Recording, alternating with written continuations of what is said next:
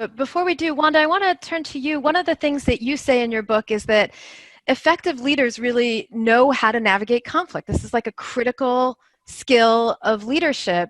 So before we get to like how we do it, I want to just unpack this question, like what do we mean by conflict? So, Jen's worked on Israeli-Palestinian conflicts. Like these are like big intractable issues.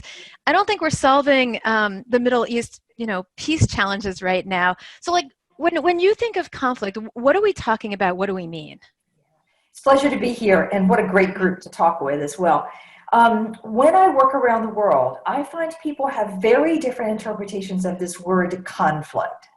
So I often, especially in Europe and definitely in Asia, if I say conflict, everybody is freezing, pushing away from the table, going, oh, no, no, no, no, I don't have conflict.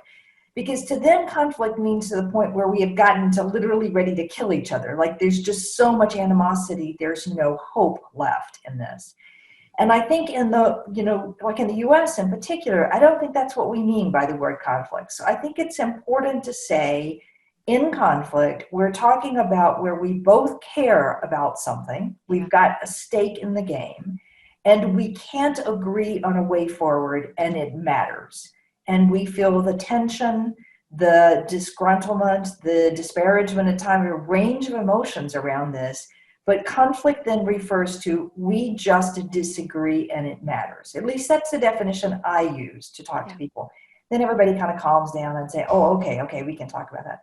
The second thing I say is if you don't have any conflict in your work life, then you're not doing anything important. Because our organizations are set up to have competing views. One product line versus another product line, one budget versus another budget, global versus regional, manager versus subordinate, and it's just everywhere. And if you're not talking about it, you're not talking about the stuff that's going to make a difference for your success. Yeah, and disagreeing just means that we have different points of view that if we can bring them together, in my work around both and, how do we sort of think about them as valuable? So so what you're saying is we've got to go from thinking about conflict as a bad thing to thinking about conflict as the thing, and how we Absolutely. negotiate it is sort of leads to good or bad. Is what? Yeah. I've been saying for the last several years that the companies that win over the long run are the ones that get good at managing conflict. Yeah. But now I'm with Jen on this one.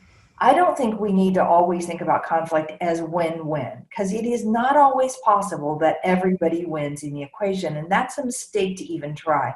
Yeah. Because either I'm going to get the job or you're going to get the job, or I get the budget or you get the budget. Half of a budget doesn't do anybody any good.